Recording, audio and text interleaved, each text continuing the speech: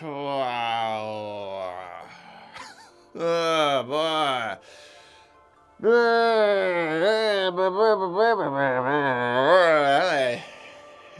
you guys doing today?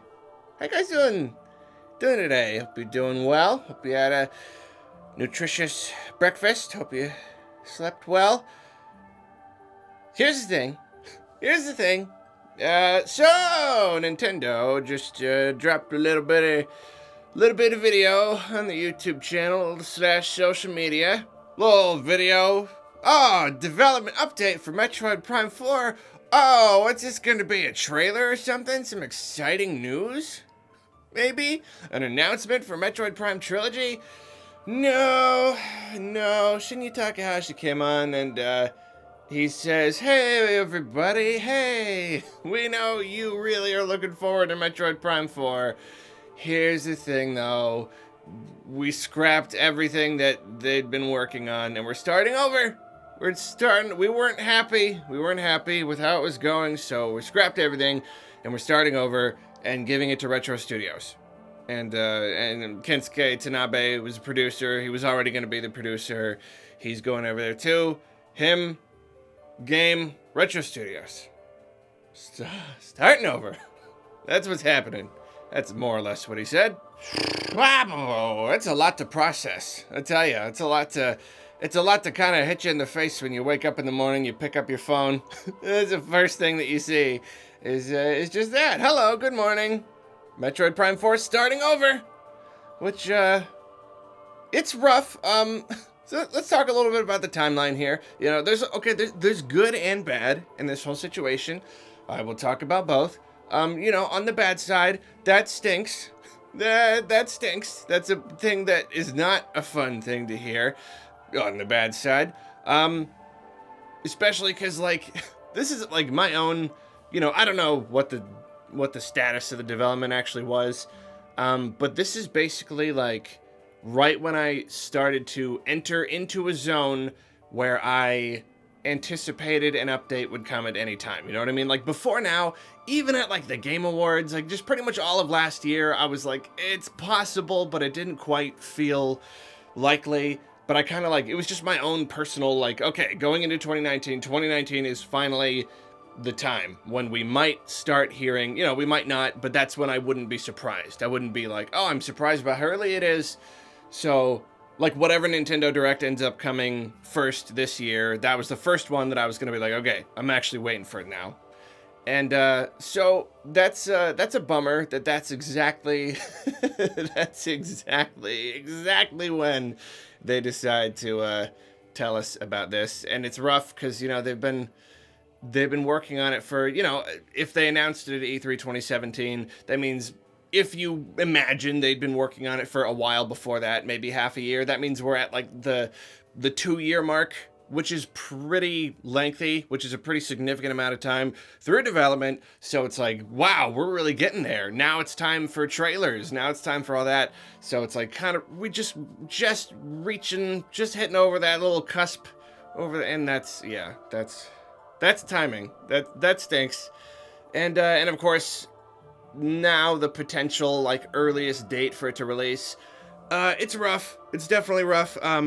Looking back at the previous Prime games, it looks like Prime 1 was developed between 2000 and 2002. So it took them about 2 years. Problem is, they had been doing a lot of background work for a while. And also there are reports that there was obscene crunch time, employees working 80, 100-hour weeks. That's not good. We don't want that. So we don't want a 2-year Prime game that just destroys everybody's lives.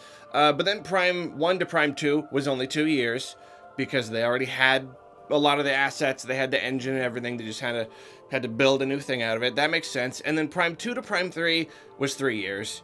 And that makes sense, again, because, it was built on the same kind of engine, but Prime 3 had a lot more new stuff, a lot more new mechanics and just kind of the way that it plays, so it makes sense it took them 3 years. So that leads us to now.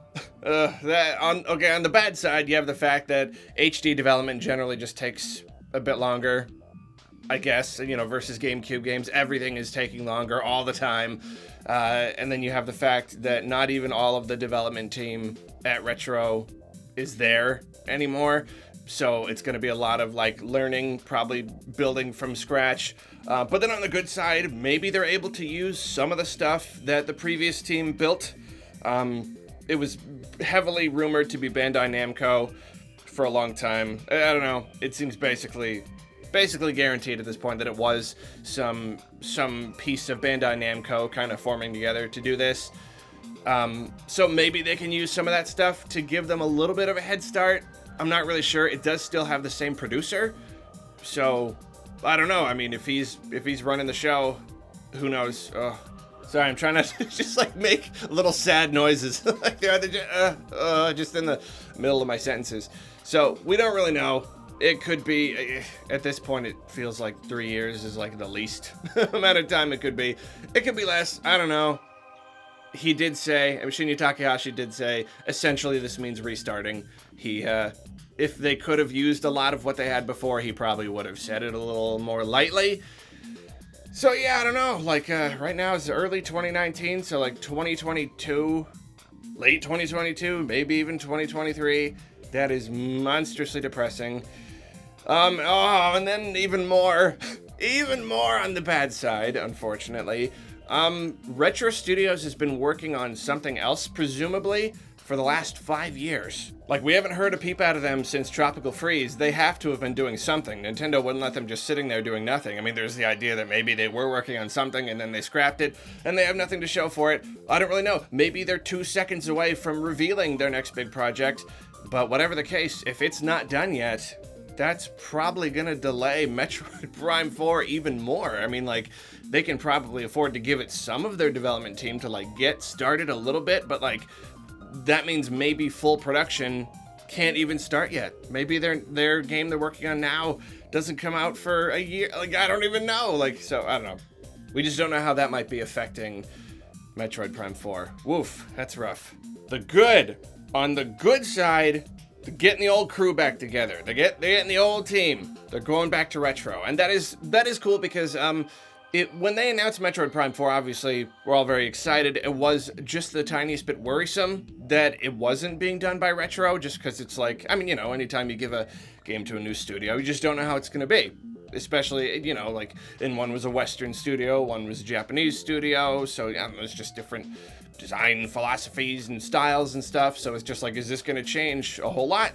We didn't know. I was still curious to see how it turned out, but now we'll never know. And at the very least, it is nice. It's going back to Retro because they did the original trilogy, which is neat.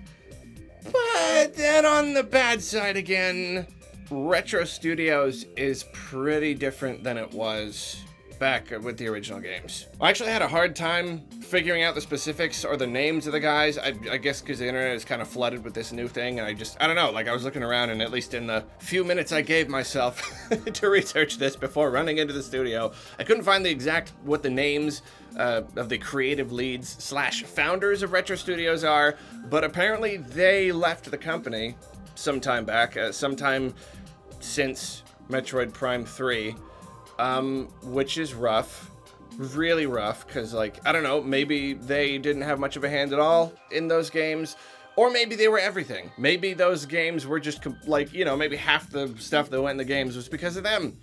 I'm not really sure, but I do know that, the creative leads / founders leaving a company can leave it in a very different place. There's also been rumors of kind of bad management, which is also kind of rough. Like, some people have, like, left the company and they do these whole reviews on websites, like, kind of rating their company, and they just kind of said not a lot of transparency, a lot of overtime, not very good management, not a good empowering atmosphere, so that's not fun either. On the positive side of that, Tropical Freeze was really good. Like, the founders left, but okay, Tropical Freeze in my eyes still ended up being even better than Returns, which is good. That was an improvement. It's not like their quality started to lag after that. Of course, they don't make a lot of games. They take so long with their games that we don't really have a clear idea of like the quality standard they have now. You know what I mean? I mean, even just in the 5 years since Tropical Freeze, everything could change. Everything could have changed. They could be even better now. They could be garbage. Who knows? So, I don't know. Yeah. It's nice that it's going back to retro. If it's gonna go back to go to anyone after being scrapped, retro's the best one. We just don't know what that's gonna look like, but I can try to stay positive. More good stuff. This move speaks volumes about Nintendo's standards. Like, seriously, it cannot be overstated how huge this decision is. This is they're a company. They like to make money. No other company would have done this. I'm not saying no other company, but like, look at all the other big publishers. Like, they're about money in the end. You know what I mean? Most of them, like, creative freedom and stuff is one thing. Some of them do have some kind of artistic integrity, but like taking a game that's been in development for years in a major franchise and just scrapping it because you're just not happy with the way it was going, that is some integrity right there. That means like they are concerned about their company's overall image, the artistic integrity, they need their quality of products to be good. There are other publishers who will put out broken games that are not even fun, games with like game-breaking glitches, games with really, really bad development problems. Just look at a company like EA with like Mass Effect Andromeda. They knew it wasn't going to be good. They gave it to a studio. The studio did a bad job. EA admitted it explicitly in words. They're like, yeah, we know it's not that great. We know the Metacritic's not going to be that good, but that's money, man. Put it out. You already did it. Put it out. Like, this is incredible that they would do this. They must have spent a lot of money. It can take millions of dollars to develop a game. They've been working on this for like 2 years, presumably. I don't know. It's just a really big move. They're like, no, like, each of our games exist in the series of the games. We don't want it to be a mar on Metroid's record if we can see that there's something problematic happening in the development. And, it is interesting because we have no idea what that means. We don't know. They just said it wasn't living up to their standard. We don't know. We don't know if that means the team just didn't know how to make a good Metroid. They couldn't get the gameplay right. I don't know, were introducing concepts that just weren't good. I'm not really sure because Kensuke Tanabe was like the lead producer or something. So I don't really know. It must just be something wrong with the team, or maybe there were other creative leads within the team that disagreed with him. Who knows? Who really knows? But whatever the case, like, they could have just pushed forward. They could have just been like, whatever, give us what you got. Wrap it up in a bow and throw it out there. But no, like, this needs to be good. Although I do have to wonder, if they let other M go to market, what did it take for this game to get scrapped? Anyway, I'm not going to go there right now. I will say it also says a lot about them. It's really good that they're not keeping us in the dark about this. Like, they could have easily just said nothing, restarted development, no one would get mad at them, and just kept going and just didn't tell us anything until it was time to tell us something, you know what I mean? Like, sometimes development of games goes a really long time. Pikmin games, for example, just kind of keep going and going forever sometimes. With this one, they didn't have to say anything, but they did, because they knew that it was something we were really, really excited about. They identified how much of a giant, like, marketing kind of PR explosion it's the reason they gave us the teaser in the first place. It's the reason they told the announcement, and they knew it would be a big deal, and they even saw that it was a big deal. So now that we're reaching a point where we're expecting something more, they're like, we're not going to keep you in the dark. And that, I don't know, that's also really big of them. That's also a really big thing for them to do. Just be like, don't go into this year waiting for Metroid Prime 4, because, yeah, I very much thank them for that. And moving forward, I do have to wonder what this means for their willingness to kind of lend out their IPs. You know what I mean? This is kind of half and half. They did say they were assembling a new team for it, but that, then all the rumors that team was mostly from Bandai Namco. But I don't know. I mean, that is basically development, not internally, at least from what it seems. I don't know. We could still be wrong on that one. But let's assume that we are correct on that one. That it's mostly Bandai Namco.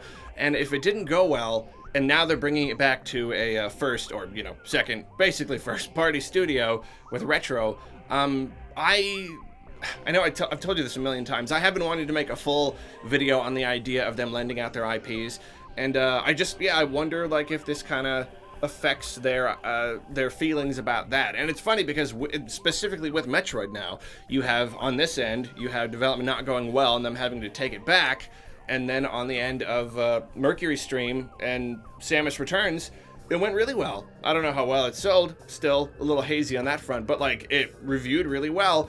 They gave it to a team that really loved Metroid, and they made a really good Metroid game. So I'm not really sure. Like moving forward, are they gonna keep doing that, or is this gonna kind of make them a little bit wary? Maybe it's gonna make them wary as far as like big projects go, big AAA, 3D games. I don't know. There's really no way to tell. I also have to wonder, even if we don't end up seeing any of the assets or ideas in the scrapped game in the final game, I have to wonder if we'll ever see it at all. You know what I mean? Like, that would be extremely, extremely interesting to see. Like, someone come out and be like, hey, here's the stuff from the scrapped game. Here's some of the ideas. Here's some of the monsters we came up with. I would love that. I don't know if they will. If they did, it would probably be way later. I feel like it's a little bit of a, not tacky, I don't really know what the word is for it, but it's just probably not a good idea to start showing us that stuff, especially because we don't know like what will be included in the final one. I would love to see that. Maybe when Prime 4 comes out, if there's like, concept art and stuff, I really want to see what they were going to do. That kind of stuff is really fascinating. And like there's all these like unused ideas from Prime 1, and like Kraid was going to be in it, and like, I don't know, that's super duper awesome stuff. I love the kind of behind the scenes stuff. So fingers crossed that at least someday they kind of unveil what they had before everything got scrapped. So finally, that leads us to the idea, naturally, of releasing a Metroid Prime Trilogy HD collection on Switch. And at this point, okay, it would already be absurd if they were not. Like, absolutely. But at this point, now that it's going to be this many years, basically the end of the Switch's life is when we're going to get Metroid Prime 4, which is really disappointing because it means we won't get any more on it. We might have to wait till the next system, which changes development time because then it's a whole thing and they're working with a new thing. How could you not release Prime Trilogy now? You know what I mean? Even if they weren't planning on it already, now that they're doing this, it would be more absurd than ever to not give us Prime Trilogy on Switch. And in fact, it's a little surprising like that they didn't kind of wrap this into an announcement. It would have really softened the blow if they're like, hey guys, we're scrapping Metroid Prime 4 and starting over again, but how about in the meantime, we're developing Prime Trilogy and you can play it later this year or whatever. Does that make it a little bit better? And a lot of people would be like, yeah, because a lot of the people excited for Prime 4 haven't even played those games. They're just kind of caught up in the hype. So I could go on and on and on about why it's super important for Metroid Prime Trilogy to come to the Switch, and I will later, but not right now. Even if they weren't planning on it, if I were them, even if they hadn't started, I would just be like, but we are though. Like, we're gonna give you an early announcement for this one to make things feel a little bit better and know that you will be able to play some Metroid Prime sometime in the hopefully near future, at the next Nintendo Direct or something. Speaking of Nintendo Directs, no, never mind, not speaking of Nintendo Directs. I got another video coming up on that. Never mind. Although in that video, it's already like done being edited and it's gonna go up, but I didn't know about this during that, so I will add on to that video now and say, I have to wonder if there was a Direct and it got canceled or disassembled or something, because like there was all that news that dropped in January right when we thought we were going to get a Direct. They started doing, they gave us a release date for Yoshi, they made some game announcements, and now we have this. And I have to wonder if they were like, no, that doesn't make for a good Direct. Telling everyone that development on a game has been scrapped. Maybe let's just kind of break apart this Direct, stick some of the announcements on Twitter, give them a separate Metroid video, and then just start again with a Direct in February, March. You know what I mean? I don't know. Either that or this was the plan all along. They just didn't want to do Direct in January, and they wanted this to be a separate video. Who knows? That's enough of me talking about Metroid Prime 4. Gonna go eat a pumpkin muffin that I made last night. It turned out pretty good. Very low sugar. It's nice though. It doesn't need to be that sweet. You know what I mean? It's already made of pumpkin. Nuts on top. It's good stuff. You go. You go. Get out of here. Get out of here. Go clean your room. Bye.